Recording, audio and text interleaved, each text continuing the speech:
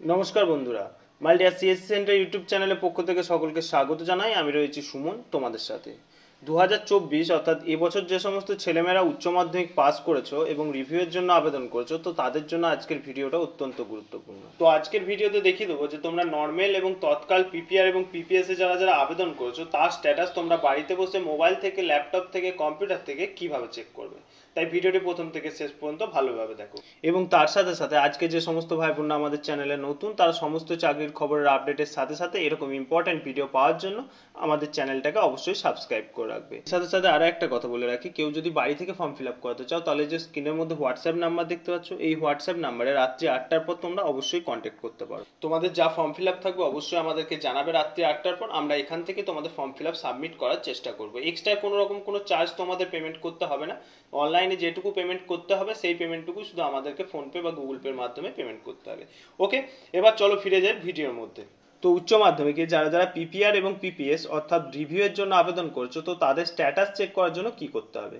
তাদের status check করার জন্য তোমাদের মোবাইল অথবা কম্পিউটার স্ক্রিনে আসতে হবে গুগল অথবা ক্রোম ব্রাউজারে।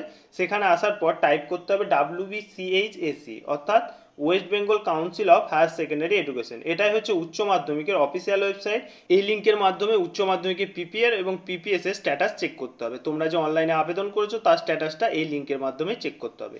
গুগলে WBCHAC সার্চ করলে তোমাদের west Bengal council of higher secondary এডুকেশনের অফিসিয়াল লিঙ্কটা প্রথমেই শো করবে। এই লিঙ্কে প্রথমে তোমাদেরকে টাচ করতে হবে। এই লিঙ্কে টাচ করলে তোমাদের টোটাল পপ আপগুলো শো হয়ে যাবে, অপশনগুলো। এই অপশনগুলো নানান রকম অপশন রয়েছে, তার মধ্যে তোমাদের কোন অপশনে যেতে হবে সেটা প্রথমে দেখে নাও। প্রথমেই রয়েছে দেখো কাউন্সিল ওয়েবসাইট, এটা তোমাদের কোনো প্রয়োজন নেই। নেক্সট ইনস্টিটিউশন লগ ইন, এটাও তোমাদের কোনো প্রয়োজন নেই। পিপিআর এবং পিপিআই স্ট্যাটাসের জন্য শুধুমাত্র এই যে স্টুডেন্ট লগ ইন দেখতে পাচ্ছ, এই স্টুডেন্ট লগ ইন অপশনটাই তোমাদের টাচ করতে হবে। স্টুডেন্ট লগ ইন অপশনে টাচ করলেই তোমাদের এরকম একটা নতুন ইন্টারফেস খুলে যাবে। এটাই হচ্ছে তোমাদের পিপিআর এবং পিপিএস স্ট্যাটাসে চেক করার অফিসিয়াল ওয়েবসাইট। স্টুডেন্ট লগ ইনে টাচ করলে এই যে স্টুডেন্ট ড্যাশবোর্ডটা খুলে যাচ্ছে, এখানে কিন্তু তোমাদের দুটো অপশন রয়েছে আমরা দেখতে পাচ্ছি, তাই তো। এখানে নিউ অ্যাপ্লিকেন্টের জন্য সাইন আপ এবং অলরেডি রেজিস্টারদের জন্য সাইন ইন। ঠিক আছে, তাহলে তোমরা যেহেতু আবেদন করে ফেলেছো তাহলে তোমাদের অলরেডি রেজিস্টার হবে। তো পিপিআর এবং পিপিএস স্ট্যাটাস চেক করার জন্য অলরেডি রেজিস্টারের সাইন ইন অপশন আমি টাচ করে নিলাম। সাইন ইন অপশনে টাচ করলে এখানে তোমাদের দুটো অপশন চাওয়া হচ্ছে, যেটা হচ্ছে একটা ইউজার নেম এবং পাসওয়ার্ড। এবার কথা হচ্ছে এই যে ইউজার নেম এবং পাসওয়ার্ড তোমরা কোথা থেকে পাবে। ইউজার নেম এবং পাসওয়ার্ড তোমরা তখনই পাবে যখন তোমরা প্রথম রেজিস্টার করেছিলে। ঠিক আছে, প্রথম রেজিস্টার করার সময় তোমাদের মনে আছে নিশ্চয়ই, mobile number, date of birth সব কিছু দিয়ে তোমাদেরকে রেজিস্টার করতে হয়েছিল। সেই সময় একটা ইউজার নেম তোমাদের ক্রিয়েট হয়েছিল। ইউজার নেমটা শুধুমাত্র তোমাদের মোবাইলে মেসেজের মাধ্যমে পাওয়া যাবে। ওকে, এবার যদি কারোর কাছে ইউজার নেম না থাকে তাহলে সে কি করবে। সে এই যে ফরগেট ইউজার আইডি অপশন দেখতে পাচ্ছ, এই ফরগেট ইউজার আইডি অপশনে টাচ করবে। ফরগেট ইউজার আইডি অপশনে টাচ করলে এরকম একটা নতুন ইন্টারফেস খুলে যাবে।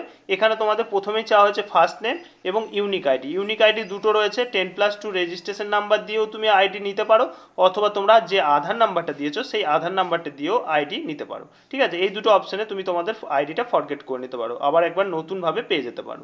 ওকে, তো ইউজার নেমের জায়গায় ইউজার নেমটা টাইপ করে দেবে এবং পাসওয়ার্ডের জায়গায় পাসওয়ার্ডটা টাইপ করে দেবে। তারপর একটু নিচের দিকে এলে দেখবে রিমেম্বার মি, এটা তোমরা টিক মার্ক দিয়ে দেবে।